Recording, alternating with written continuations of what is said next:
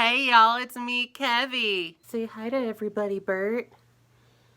This is Bert. He's such a good little kitty.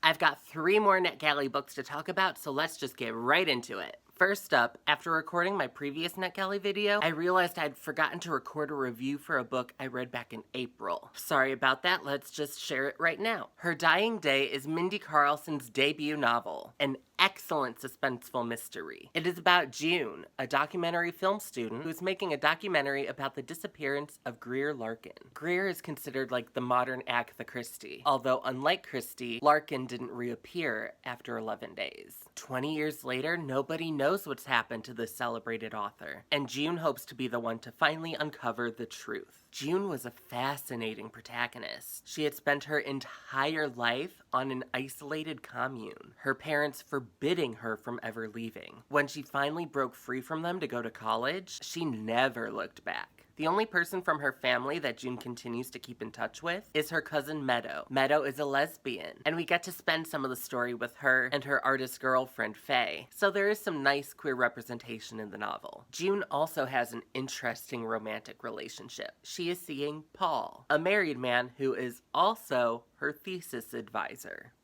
Their relationship is complicated, and June has an ever-growing list of rules for how to make it work. I really liked what their dynamic contributed to the story, and seeing June's character growth as the novel progressed. The suspect pool is small, comprising of only 3 people: Blanche, Greer's domineering mother; Rachel, Greer's loyal best friend; and Jonathan, the boyfriend who everyone believes killed her. June interviews these 3, each time learning more about the mystery and getting closer to the truth. However, somebody does not want her to keep digging, and the closer June gets, the more danger she faces. The suspects were all well written. Rachel and Jonathan both had likable, redeemable qualities, and Blanche was just delightfully contemptuous. Normally, when I read mysteries or thrillers, I'm trying to figure out who done it, but I didn't try so hard with this one. I just went along for the ride, and I really enjoyed that. When they revealed the truth, I wasn't totally surprised, since I mildly suspected everybody, but it made sense and was satisfying. Then the way the book wrapped up was heartwarming and even a little cozy. I really loved that. One way in which this book stands out is that it contains excerpts from Greer Larkin's fictional novels. June suspects that some of the characterization and plot developments were autofiction. So as you read these excerpts, you get to look for clues and insight into her disappearance. I had fun trying to figure out what was a clue and what was just fiction. I was extremely satisfied with Her Dying Day. It was a pleasure to read, and I had a hard time putting it down. Mindy Carlson is definitely an author I want to read more from. Murderer isn't a job description. It tends to be something you do on the side. The Woman in the Library by Sulari Gentill begins with an excellent premise. 4 strangers are sitting together in a library when they hear a scream. The strangers quickly become friends, not realizing that one of their new friends is a murderer. How exciting. Right, Ernie? This is Ernie. Say hi, Ernie.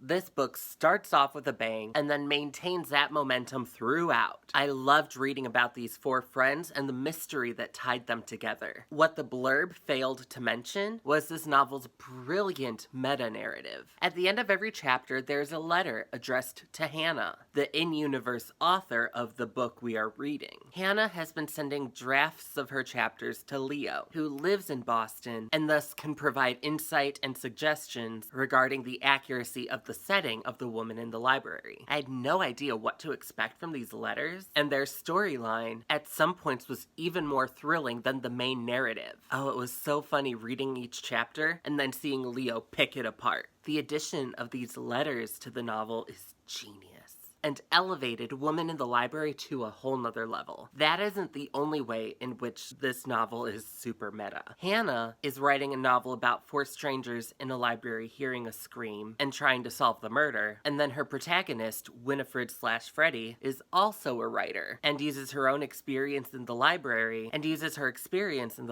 as inspiration for her own novel, where 4 strangers in a library hear a scream and then try to solve the murder. I know meta-narratives can be polarizing for some readers, but it is done so masterfully that even those who typically avoid that would be remiss to pass this up. Woman in the Library is without a doubt the best book that I've read through NetGalley this year. It is a phenomenal novel, and now I'm eager to pick up her previous novel after she wrote him. The Legend of Sleepy Hollow could always use more gayness.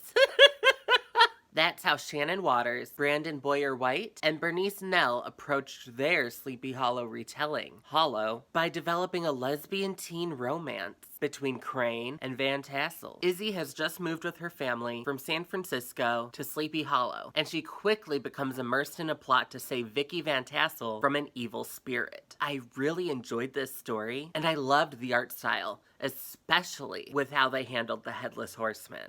Oh, so good. Hollow has excellent representation, with a non-white lead and even a disabled love interest. I appreciate that they featured a variety of diversity in this book because it made me feel more seen. There were no tired gay tropes like, oh, will my parents accept me? Or what will my peers think? When Izzy brings it up to her parents, there was no uncomfortable coming out or parents struggling to come to terms with the concept of lesbian. They just helped her figure out how to talk to Vicky. They were queer, and all that mattered was their relationship to each other and stopping the forces of evil. Hollow was an entertaining queer read and great to pick up for the Halloween season.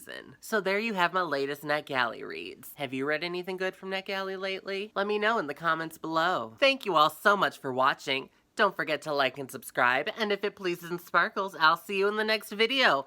Mwah!